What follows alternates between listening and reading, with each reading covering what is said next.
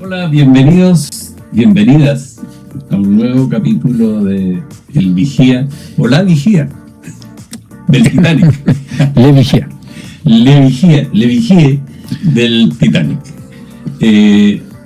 Ese personaje que hemos identificado en un simpático suricato, pero que tal vez habría advertido el acercarse del iceberg. Pero siempre que lo hubieran escuchado, porque no bastan los vigías, no bastan los que ven y previenen acerca de los riesgos, sino que hace falta gobernanza que escuche las señales que le llegan desde su vigía en este caso, o desde los sensores que la sociedad tiene permanentemente en alerta. Jaime. Está súper complejo el tema para la suricata, digamos. Este es un momento donde lo que tú tienes al frente en Chile es un gobierno que tiene una posición marcadamente ideológica, en la acepción de ideología como falsa conciencia.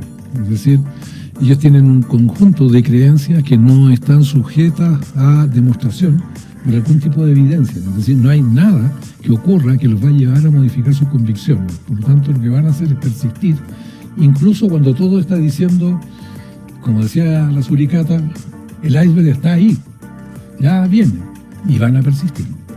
Ahora, bueno, yo creo que para todos es bastante claro que desde el 11 de marzo no solo el iceberg se está metiendo en nuestro camino, sino que desviamos nuestro curso para ir hacia el iceberg. Efectivamente. Desviamos nuestro curso porque hay una cantidad de supuestos que mantiene, digamos, el equipo de gobierno, que está bastante subsumido al tema, digamos, económico. Es decir, el liderazgo desde el punto de vista de la agenda lo ha marcado Quirós, y ha tenido ciertos elementos que han sido muy identificables, digamos. Esto se inscribe dentro de las lógicas de la austeridad fiscal, que lo hemos dicho en otro momento, digamos, es una trayectoria larga de la teoría económica tendiente a sustentar dos ideas básicas, digamos. Que la economía crece cuando la relación capital-trabajo se deteriora para el trabajo, que se lee como el trabajo pierde. El trabajo pierde como una posición más competitiva. O sea, usted que trabaja por poco. En Chile hay una paradoja en eso, no una paradoja, se refuerzan los efectos. De una parte, la discusión primaria entre trabajo y capital la pierde trabajo, es decir, la participación es menor que en otras partes del mundo. Los márgenes de utilidad en Chile son bastante amplios, digamos, lo que no conduce a una reinversión en función de tecnologización. La segunda... O sea, chorreamos hacia los paraísos fiscales. Chorreamos hacia los paraísos fiscales, sí. Y la segunda condición, digamos, es que el trabajador termina de perder parte de su ingreso cuando lo realiza. Es decir, cuando toma la plata que recibe y va al supermercado y compra. La colusión hace que es un fenómeno bastante dominante en nuestra economía, hace que cuando queremos comprar, podemos comprar cada vez menos que lo que deberíamos comprar. Y eso en parte, a mi juicio, es lo que explica el diferencial de precios que nosotros tenemos con otras economías del mundo que tienen precios equivalentes a los nuestros con ingresos marcadamente distintos. Es decir, si nosotros comparamos lo que cuesta ir al supermercado en algunos países europeos, incluso en parte de Estados Unidos, hasta este gobierno de Trump, era muy marcada la diferencia, digamos, porque nosotros recibimos alrededor de entre un cuarto y un tercio, digamos, del ingreso nominal que tienen los gringos, y sin embargo tenemos precios bastante equivalentes e incluso más altos que ellos. Ahora, hay dos cosas que quiero respecto de eso. La particularidad, por ejemplo, de que en Estados Unidos, me imagino, no lo sé, que no hay una regulación de precios por parte del Estado. Pero uno encuentra los mismos productos exactamente al mismo precio en todo el territorio de los Estados Unidos. O sea, uno se quiere comprar algo y eso le cuesta exactamente lo mismo en Washington que en Alaska, que en California. Eso hay que investigarlo, digamos, pero yo tengo la impresión que ahí existe un comportamiento dominante donde la maximización de la utilidad de parte de la empresa se obtiene del conjunto. no de cada parte, porque el costo de distribuir en Alaska, por ejemplo, es mucho más alto que distribuir en otras partes de Estados Unidos. Estados Unidos de alguna manera propende a que la empresa gane por el conjunto de las ventas y no gane más en unos lados que en otros. Eso hace que se distribuya el costo de distribución, por ejemplo, entre todos, pero es un mecanismo de solidaridad con aquella zona más aislada. Pero ese entre todos suena a comunismo. Lo que pasa es que Estados Unidos tiene una serie de cosas que parecerían comunistas, porque en Chile son bien paradojales. En Estados Unidos, hasta hace un tiempo, cuando un supermercado, una cadena de supermercados se quería instalar en una ciudad, tenía la prohibición de entrar al centro urbano. Por eso uno salía al suburbio a comprar en el supermercado, en la gran tienda. ¿Por qué? Porque era una medida de protección que permitía que el pequeño comercio al interior de las ciudades, que genera mucho empleo, porque son muchas unidades, mantuviera competitividad. O de lo contrario, los supermercados iban a tender a arrasarlo y transformarlo solo a compra de conveniencia. Es decir, es aquello que se me olvidó o que no pude comprar en el supermercado y necesito de manera contingente y salgo a comprar en ese momento. En cambio, en Estados Unidos persisten locales de nivel medio que están fuera de las ciudades, dentro de las ciudades, y si yo quiero ir a comprar a un supermercado mayor, tengo que alejarme más. Genera un costo adicional que de alguna manera equilibra la diferencia competitiva del costo de la ventaja de compra en volumen. Pero mira, ahí vamos a lo que yo... Hay dos cosas. Nuevamente, o sea, entramos por una, pero ya se le dieron otras dos. Sí. Una que estamos prisioneros de alguna manera comunicacionalmente, y el algoritmo de la época deforma el campo en torno a la economía y a los economistas. Entonces, una cosa que a mí me interesaría en nuestra conversación es poner algunos conceptos al alcance de todos, digamos. Porque en el lenguaje críptico, o sea, en el lenguaje de los sacerdotes egipcios, pasa mucho contrabando. Entonces te dicen, no, tú no entiendes de esto. Y resulta que muchas veces es bastante más sencillo del discurso fingidamente académico, porque la academia tampoco tiene por qué ser un ejercicio de lenguaje más que de concepto. Eso me pasa que hay una cosa que hay que mirar, que tiene que ver con que el lenguaje no es neutro, forma parte de las relaciones de poder. En el concepto de disputa cultural, el lenguaje es una herramienta de poder. Cuando está validado que cierta forma de hablar representa cierta forma de conocimiento que es excluyente, usar ese lenguaje genera adoptar una posición dominante, que es el mensaje que nos han entregado sistemáticamente en áreas como la medicina, como la economía y en otras. Sin embargo, el conocimiento educativo no suele tener ese nivel de reconocimiento, porque están vinculados a zonas de poder, control del cuerpo, en el ámbito de la medicina. El ámbito de la psiquiatría es peor todavía, porque el lenguaje esconde, digamos, muchos de los elementos que te desempoderan. O sea, no tener control del cuerpo es una cosa, no tener control de la cabeza es mucho más grave desde el punto de vista de la valencia, de la sensación que tengo de tener poder. Y en el caso de la economía... Si no, pregúntale a Milei. O sea, sí. Le faltó una llamada telefónica al psicoanalista. Debió haberlo llamado hace rato. Del punto de vista, entonces, digamos, del lenguaje que usa la economía, sí, coincido contigo, digamos, es un lenguaje que está inscrito dentro de lo dominante, pero que reverbera, que va bajando, y los conceptos que tienen cierto nivel de definición se transforman en dogma muy rápidamente a nivel cotidiano. A mí me llama mucho la atención cuando uno se sube a un taxi y pregunta cómo está la economía, y es como reunirse con un profesor de microeconomía formado dogmáticamente. Porque lo que te dicen es como una clase de microeconomía. No, lo que pasa, digamos, que la competencia está deteriorada porque, digamos, el Estado interviene y no nos dejan, digamos, poder y permiten también la entrada de otros competidores. Y uno dice, pero este es un microeconomista, digamos. Cuando el fenómeno del cual ellos son víctimas es macroeconómico, no es microeconómico. Es decir, depende del nivel de ingreso que tiene la población que toma locomoción y depende también de que su propio mercado sea competitivo, porque ellos cuando dicen libre competencia, no dicen que hay una licencia para ejercer en ese ámbito, por lo tanto que es un mercado exclusivo. Hay solo algunos que pueden ofertar el servicio. Con eso no estoy diciendo que estoy validando que Uber no pague impuestos ni que no tenga algún nivel de regulación que garantice la seguridad. Pero hagamos la discusión como es. Si no existieran debilidades en el servicio de transporte vía taxis, lo más probable es que no existiera Uber. No podría haber entrado. Entonces, si queremos mantener el servicio de taxi, mejorémoslo. Hagamos una oferta competitiva y regulemos de manera de que el servicio de Uber, Cabify o cualquiera de estas otras plataformas sea también más competitivo. Hay márgenes que obtiene la plataforma que son, a mi juicio, exorbitantes en relación, digamos, a lo que significa lo que gana efectivamente el chofer, el conductor o quien recibe el ingreso como prestador de servicio para la plataforma.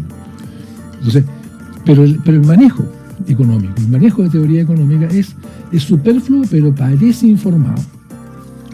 Parece informado. O sea, cuando ellos te dicen, te hablan de competencia, asumen que la competencia existe toda vez que hay, comillas, formación de precio. Es decir, uno dice hay mercado cuando las condiciones en que se forma el precio es competitiva. ¿Qué quiere decir eso? Nadie puede imponer un precio. Y por esa vía yo puedo garantizar que el precio final que se forma es el ajuste entre oferta y demanda. Eso en teoría no. Esa es la teoría, claro. Esa es la teoría. Pero en Chile, ¿cuáles mercados son competitivos? Que lo diga el ministro Quirós. Que articuló, que organizó una competencia desleal. Es decir, esa competencia es contra el cliente y contra aquellos que no participan de la producción. Es decir, lo que están haciendo allí es alterar la formación de precios y provocar una transferencia de recursos desde el consumidor hacia las empresas. Y cuando en Chile se establece una sanción hay una paradoja. Normalmente la sanción no alcanza a cubrir ni siquiera la mitad del ingreso que se obtuvo por la vía de la colusión. Entonces es un buen negocio coludirse. Y después en las apelaciones y todo se van bajando cada vez más. Se van bajando. O sea, pero en Chile el caso más emblemático de un comportamiento inaceptable es la ISAPRE. La Corte Suprema dice, digamos, que allí hubo un cobro ilegal. Un cobro ilegal es un robo. Es un robo, claro. Hubo un robo, entonces una estafa. Cuando se cobra, además, digamos, lo lógico es que se devuelva eso y adicionalmente sea objeto de una sanción. Pero resulta que el Estado se preocupa de mantener las condiciones de competitividad para que puedan permanecer compañías, digamos, proveyendo el servicio porque se dice que van a quebrar. Y sintomáticamente, cuando se presenta la querella y está llegando al final, esas compañías retiraron las utilidades del país. Porque son mayoritariamente, si no todas, empresas transnacionales hoy día, la mayor parte norteamericana. Entonces, el ejercicio del poder soberano de un tribunal, adjudicando una pena asociada a una medida, enfrenta el problema de que el TPP podría eventualmente, digamos, situar en una disputa internacional por cambio de condiciones. Yo sostengo que no hay cambio de condiciones, es el respeto a las condiciones existentes. Pero adicionalmente se plantea la amenaza de que podría quebrarse la estabilidad y por lo tanto tender a desaparecer las ISAPRES. Y eso significa que el Ejecutivo podría sancionarnos el TPP. Y el Ejecutivo, la decisión que adopta es finalmente que las empresas no paguen y terminaron en una condición peor que la original. Es decir, no solo no pagan, sino que las condiciones para que se verifique el pago parcial de una fracción mínima de lo que estaba contenido se traslada al usuario. Sí, pero ese traslado no es transitorio, es permanente. Esa fue la solución, o sea, la solución en la ISAPRE, yo me imagino y espero que la gran mayoría de nuestros auditores o seguidores y seguidoras hayan entendido ya que hay que estar en FONASA y contratar un seguro, que es lo más conveniente en este sistema para nosotros. Pero yo tengo una inquietud ahí. Bueno, no sé si es correcta la definición porque hay gente que ya con la microeconomía y con la macroeconomía ya queda un poco fuera. Poco fuera. La microeconomía es la tuya, la nuestra, la de todos los días, la compra en el supermercado, en fin, la de la movilización, la economía que te afecta. Bueno, la otra también te afecta, pero tú no estás cerca de ti, sino que es la del el conjunto del movimiento económico. Esa es la macroeconomía. La de todos es macroeconomía, la tuya es microeconomía. De una manera de aproximarse, sí. La macroeconomía es en definitiva el comportamiento de los agregados económicos. Los agregados económicos son el resultado de todo lo que hacemos, pero como conjunto. Claro. Y se afecta a través de variables que tienen cierto nivel de control estatal y que condicionan el comportamiento privado, con la tasa de interés, para el valor del dinero, etcétera. Eso se afecta arriba. La microeconomía es cómo las empresas y la demanda, que somos nosotros, cómo se articulan y forman precios y cómo ese precio genera qué tipo de consecuencias en la asignación de recursos. Entonces, cuando estamos hablando del lenguaje microeconómico y obviamos lo macroeconómico, estamos obviando que las variables que determinan condiciones para la microeconomía están siendo afectadas por otras. Eso nos escamotea una cosa súper importante. Tú dices súper bien, pensando en la situación de la ISAPRE, deberíamos revisar nuestra situación entre estar en una ISAPRE o estar en FONASA. Es una discusión súper importante que las familias deberíamos dar de manera de ver cuáles son los beneficios reales que nos proporciona, que no son estatus, pertenecer a una ISAPRE, porque muchos lo usan como un elemento de diferenciación social. Pero la segunda... Y es una diferenciación, no quiero usar la palabra, digamos, pero... No es la más inteligente. Claro. Claro. Sí, es una... Entonces, tenemos ese factor, salir de ahí.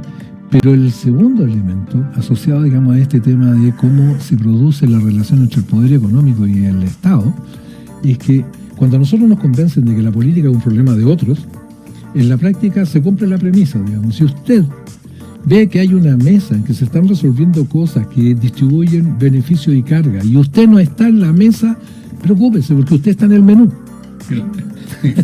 Es muy buena esa frase.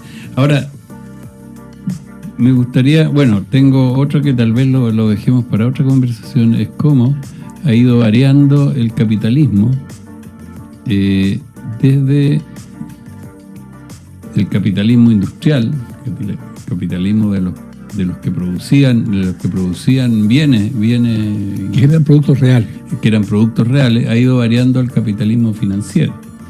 Ahora, hay quienes argumentan con eso que el capitalismo financiero ya sería otro sistema, pero si nos atenemos al caballero, a don Carlos Marx, en realidad sus observaciones sobre el capitalismo no eran sobre el capitalismo de su época, sino sobre los cambios que el capitalismo sufre, así que tendría vigencia también en esta etapa en que estamos en el capitalismo financiero. Pero me gustaría conversar un poco sobre esa diferencia. No sé si lo dedicamos todo un programa a eso. Puede ser súper entretenido hablar de eso, solo en términos introductorios, la relación en que hay entre el capitalismo real, es decir, toda la economía medida en el nivel de producto, de bienes y servicios reales, es decir, que proveen algo a la población directamente, es 1 a más de 40. Yo diría que hoy día debemos estar mucho más arriba de eso. ¿Qué significa eso? Que se ha generado una forma, comillas, de valor que en la práctica es especulativa. Y por eso algunos hablan de la economía de casino. Claro, de la ruleta. De la ruleta. Cuando uno dice, hay una economía financiera que es, por ejemplo, pongo un ejemplo, la economía tecnológica, particularmente la inteligencia artificial, es una economía que crece en términos especulativos, porque en términos reales no ha generado $1 de utilidad a ninguna de las empresas participantes. Hasta el momento, digamos, todo es inversión y se obtiene financiamiento a través de accionistas, pero que no reciben retorno, tienen la expectativa de que van a recibir retorno. Expectativa que es completamente dudosa, porque el modelo de negocio además fue torpedado por los chinos. Los chinos ofertaron servicios de tan buena o mejor calidad en el ámbito de IA, pero gratuitos. Eso no, tampoco es un fenómeno solamente, digamos, de que son buena onda. Pero es súper conservador el DeepSeek. El DeepSeek en sus resultados. No, en sus posiciones. En las posiciones que va adoptando. Yo no tengo dudas, porque el DeepSeek, de alguna manera, lo que estaba buscando es la misma base de información que maneja ChatGPT. Es decir, esa incrementada por el número de personas que adhieren y que van a entrar a usar el servicio sobre la base que es gratuito. Entonces todavía, si yo tomo la misma base y hago el mismo procesamiento, voy a obtener resultados no iguales, pero equivalentes. Entonces, quienes pueblan la Internet mayoritariamente en el mundo son los blancos anglosajones y los europeos, pero no son los pueblos del sur, menos del sur absoluto. El lenguaje. Entonces, volvemos al lenguaje. Lo que pasa es que efectivamente la inteligencia artificial es el lenguaje, el procesamiento probabilístico del lenguaje. pero depende completamente ese procesamiento de que las asociaciones son las asociaciones mayoritarias hechas por quienes están proveyendo la información. Más la devolución que hacen los usuarios de cuando declaran que la inteligencia artificial está alucinando, que es una manera elegante de decir que está hablando tontera.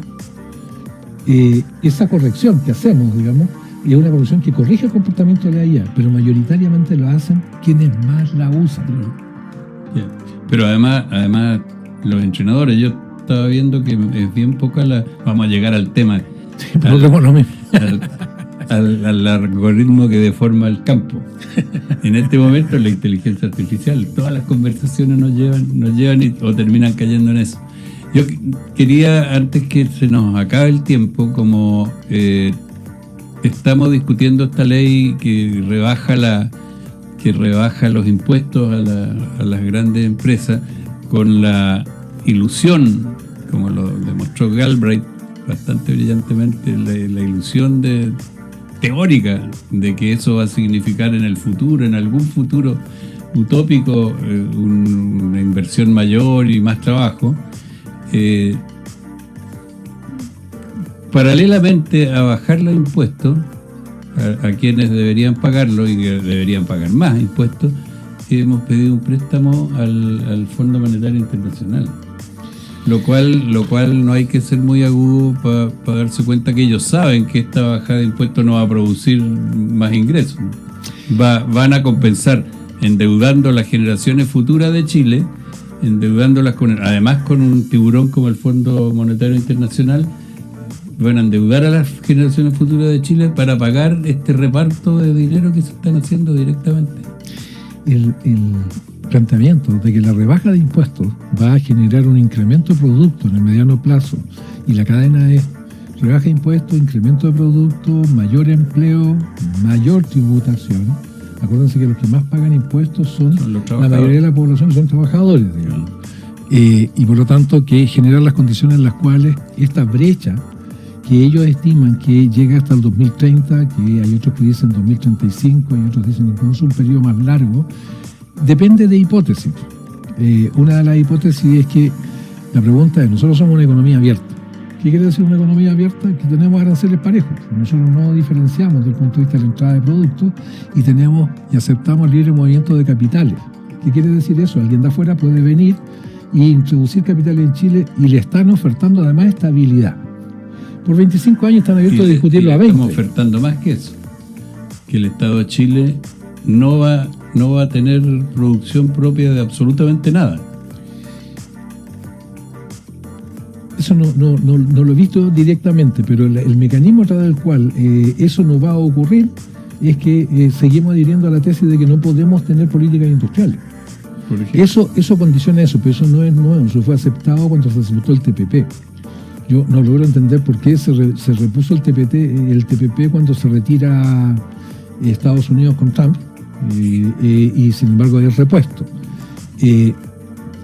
Chile adhiere al TPP y además se firma, es decir, se hace la promulgación del TPP, sin el cual no tenía vigencia, y la hacemos desde acá. Eso condiciona, digamos, que nosotros no podemos hacer variabilidad política. Los países que firman el TPP y que tienen políticas industriales pueden mantenerlas. Los países que no las tenemos no podemos introducirlas. Eso es lo que dice el TPP. Entonces es extraordinariamente regresivo desde el punto de vista de la soberanía, de la posibilidad del país de elegir un futuro. Porque el futuro está escrito, digamos, y es aquello que emerge de las decisiones libres de cada productor y cada inversor internacional, y no de una decisión colectiva. No es todos decidamos, digamos, que es súper importante para nosotros esta industria, porque esta industria genera mejores efectos positivos y menos daño ambiental, por ejemplo. Esa discusión no está vedada. Nosotros podemos mantener el nivel de exigencia de las normas ambientales, podemos bajar el nivel de exigencia, pero no podemos elevarlo, sobre riesgo, digamos, de que eso represente una acción de un particular. Hay una pregunta, eso de que no se pueda aumentar, pero sí se puede bajar, pero es referido al momento en que se firmó el momento que se firmó. Tratado. O sea, si este gobierno baja los límites ambientales, ¿los podemos volver a subir? eventualmente, y va a ser una discusión, porque lo que dice, digamos, es que una vez establecida una política de determinado nivel, cualquier modificación podría ser objeto de una acción. Y si es objeto de una acción, el problema es el siguiente. Una cosa es que yo tenga que pagar a la empresa desde el punto de vista de pérdidas reales. Pero el TPP dice también la pérdida expectaticias. Es decir, O sea, es lo que además esperaban ganar. lo que esperaban ganar. Y eso es un tema de discusión. ¿Cuánto esperaba yo ganar? Es un tema de expectativa. Tengo que fundar la existencia de la expectativa y con eso obligo al Estado. Y además los estados no nominan jueces en el TPP. Los jueces son nominados por empresas fundamentalmente, transnacionales. Entonces es como cuando se discutió el TPP. Pues. Al TPP entraban empresas, entraban estados, pero no entraba ciudadanía. La ciudadanía pudo entrar una vez que estaba consolidado el paquete de acuerdos. Y entró a informarse y a tratar de hacer algunas acciones para tratar de modificar, pero ya con una situación bastante consolidada. Bueno, en este caso, al tribunal que va a dirimir, porque las acciones que se ven en el tribunal del TPP son de empresas contra estados, no de estados contra empresas. Entonces no, este es un acuerdo increíblemente malo al país y para la soberanía del país, pero es de interés de aquellos que creen que la política económica no debería ser discutida hacia adelante en ningún momento. Es decir, la ausencia de políticas industriales, cierto tipo de tratamiento desde el punto de vista tributario, etcétera, deberían ser elementos que no entren en discusión como posibilidad de política. Lo que considera este proyecto de ley es invariabilidad tributaria. Chile ha entregado invariabilidad tributaria, pero habitualmente una cosa de ese tipo se entrega en una negociación, no como un regalo libre. Un regalo, claro. El único regalo equivalente que nosotros hemos hecho, quizás, digamos, en el momento donde dijimos, a diferencia de otros países, Chile, el año 76 aproximadamente, hace una apertura unilateral del mercado. Es decir, produce una rebaja progresiva de aranceles sin negociación, sin contrapartida. El argumento es que con fe e ideología. en una economía abierta, por definición, se va a producir una especialización donde vamos a ser más fuertes en aquello que hacemos mejor y por lo tanto vamos a obtener los beneficios, menos precios en la cosa que no sabemos hacer y mayores precios en aquella cosa que nosotros podemos vender. Han pasado Por 50 años estamos ahí, pues. de esa apuesta y no se ha verificado ninguno de los supuestos, o se han verificado algunos. No se verifican los supuestos. En general, lo que está diciendo el Banco Mundial, particularmente hoy día, es que los supuestos que están contenidos en el consenso de Washington no se verificaron. Es decir, el efecto de aplicación del consenso de Washington no generó los resultados esperados y más bien generó efectos contradictorios.